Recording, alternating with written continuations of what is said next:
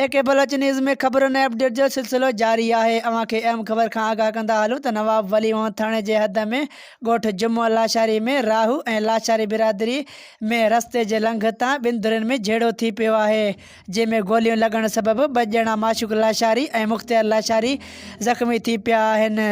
ज़ख़्मियुनि खे इलाज लाइ मुक़ामी माण्हुनि नवाबशाह अस्पताल मुंतक़िल कयो आहे। अब्दुल हमीद चांडियो जे रिपोर्ट मुताबिक़ इतला ते नवाब वली मोहम्मद पुलिस पहुची सूरत हाल ते कंट्रोल करे वरितो आहे।